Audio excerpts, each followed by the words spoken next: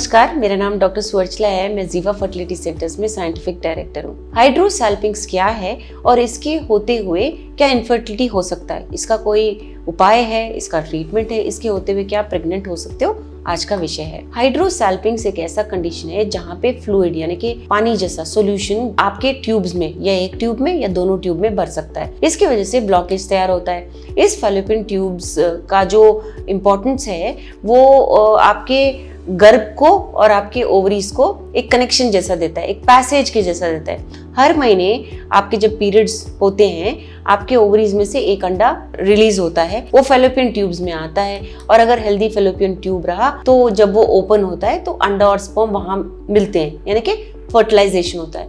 इस fertilised egg को travel करने के लिए ट्यूब का होना बहुत ओपन है। वहां से ट्रैवल करते हुए यूट्रस में आता है, यानी कि गर्भ में आकर इम्प्लांट होता है, चिपकता है और बेबी में तैयार होता है। तो आपने देखा कि यहाँ पे फैलोपियन ट्यूब्स का कितना इंपॉर्टेंट रोल है।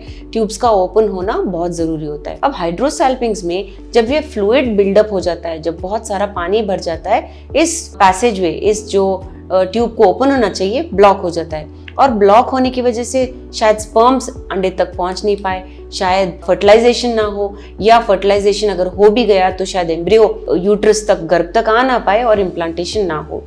तकरीबन 30% इनफर्टिलिटी केसेस ट्यूब से रिलेटेड होते हैं, यानी कि ट्यूबल फैक्टर इनफर्टिलिटी कहते हैं। इसमें 10 से 20% हाइड्रोसैल्पिंग्स की वजह से होते हैं, यानी कि अगर पानी भर रहा होता है और उसकी वजह से ब्लॉकेज हुआ है। और अगर इसको हम अनट्रीटेड छोड़ दें, यानी कि ट्रीटमेंट ना करें, तो प्रेगनेंसी में रुकावट आ सकती है। और अगर प्रेगनेंसी आया तो मिसकैरेज और प्रेगनेंसी कॉम्प्लिकेशंस के भी चांसेस बहुत होते हैं हाइड्रोसैल्पिंग्स की वजह से। ना केवल प्रेगनेंसी में मुश्किल, इंटरकोर्स में भी प्रॉब्लम हो सकता है, क्योंकि ये जो प्रॉब्लम है हाइड्रोसैल्पिंग्स का थोड़ा पेनफुल भी हो सकता है पेशेंट के लिए। इससे प्रॉब्लम क्या हो सकता है, ये आपके एक्टोपिक प्रेगनेंसी के चांसेस बढ़ाता है, यानी कि जब प्रेगनेंसी गर्भ में ना होते हुए कहीं और हो तो उसे एक्टोपिक प्रेगनेंसी कहते हैं। तो जब ट्यूबल प्रेगनेंसी एक्टोपिक होता है, उसमें क्या होता है कि जब एम्ब्रियो फर्टिलाइज तो हो गया मगर वो एम्ब्रियो गर्भ तक नहीं आ पाया और वहीं पे चिपक गया ट्यूब में ही। तो ये बहुत डेंजरस इशू है, क्योंकि यहाँ पे जब वो इम्प्लांट होकर बढ़ता रहता है, ट्यूब फटने के भी चांसेस होते हैं। पेशेंट के लिए ये सेफ नहीं होता है, इसीलिए ये प्रेगनेंसीज वायबल नहीं होते और लाइफ थ्रेटनिंग भी होते हैं अगर ट्रीटमेंट नहीं दिया जाए। अगर ऐसा हो तो आईवीएफ आपको एक सोल्यूशन दे सकता है। आईवीएफ में क्या होता है, आपके अंडों को बाहर निकाला जाता है, आपके हस्बैंड, पार्टनर या डोनर स्पर्म्स के साथ उनको फर्टिलाइज किया जाता है जैसी आपकी इच्छा हो। यानी कि अगर आपके हस्बैंड के स्पर्म्स अच्छे हैं तो हस्बैंड के लिए जाते हैं, अगर हस्बैंड के अच्छे नहीं हो, आप और आपके हस्बैंड कहते हैं कि डोनर आप यूज कर सकते हो, कंसेंट देते हो, तभी डोनर यूज किया जाता है। इसके द्वारा हम एम्ब्रियोस तैयार करते हैं और उन एम्ब्रियोस को आपके गर्भ में डाला जाता है। अब हाइड्रोसैल्पिंग्स होने पर क्या होता है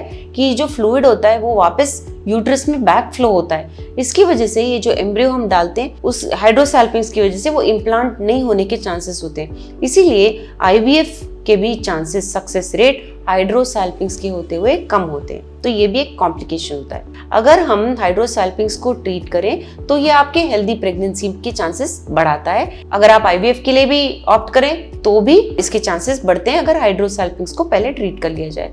तो ये हाइड्रोसैल्पिंग्स होता क्यों है? अगर पहले आपको कोई सेक्सुअली ट्रांसमिटेड इन्फेक्शन था, जैसे कि क्लेमिडिया, गनोरिया, तो इसकी वजह से ट्यूब्स ब्लॉक हो सकते हैं फ्लूइड की वजह से। पेल्विक इन्फ्लेमेटरी डिजीज ये है आपको पहले से, तो उसकी वजह से भी हो सकता है। और ये होता इसलिए क्योंकि पहले अगर कोई सेक्सुअली ट्रांसमिटेड डिजीज रहा जिसको ट्रीट नहीं किया गया, तो इसकी वजह से ये पीआईडी, पेल्विक इन्फ्लेमेटरी डिजीज हो सकता है। अगर कोई स्कार टिश्यू रह गया पेल्विक सर्जरी के पहले, कभी सर्जरी हुआ है आपको और कोई स्कार टिश्यू रह गया, स्कार टिश्यू ने जहाँ पे चोट लगने के बाद जैसे हील होता है, बॉडी के अंदर भी ऐसे होता है, तो ये रह गया अगर, तो भी हाइड्रोसैल्पिंग्स तैयार हो सकता है।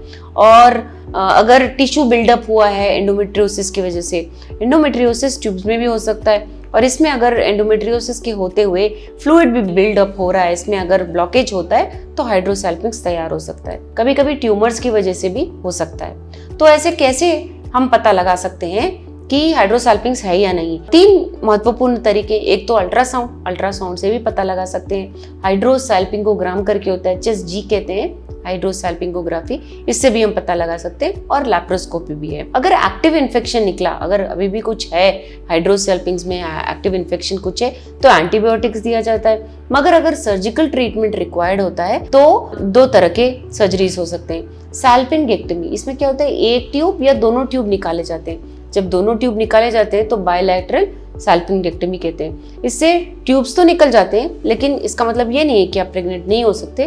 ट्यूब्स निकालने पर भी IVF द्वारा आप प्रेग्नेंट हो सकते हो। अगला तरीका है सैल्पिंगोस्टमी। इसमें क्या होता है, इसे हम नियोसैल्पिंगोस्टमी भी कहते हैं। इसमें रिपेयर किया जाता है ट्यूब्स को। यूजुअली ये लैप्रोस्कोपी द्वारा किया जाता है। जहां भी ब्लॉकेज है उसे ठीक किया जाता है। इसमें एक छोटा सा होल किया जाता है जहां पे भी ब्लॉकेज है, और जो फ्लूइड है उसे ड्रेन किया जाता है। तो ये लगभग 2 तरीके हैं। दोनों के चांसेस IVF से कम या ज्यादा हो सकते हैं, डिपेंडिंग ऑन द सिवियरिटी। आपका प्रॉब्लम कितना सिवियर है उसके मुताबिक ये सक्सेस रेट भी देता है IVF के द्वारा। इसके बारे में अगर आपको और जानकारी चाहिए, आपको बायलैटरल ट्यूब डैमेज है या एक ट्यूब ब्लॉक्ड है, आप प्रेग्नेंट होना चाह रहे हो और आपकी सक्सेस रेट किससे बेस्ट रहेंगे प्रोसीजर से जानना चाहते हो, तो जरूर जीवा फर्टिलिटी सेंटर्स आइए। धन्यवाद। हमने इस वीडियो को बनाने में बहुत मेहनत की है, जरूर हमें सब्सक्राइब और लाइक कीजिए। Thank you.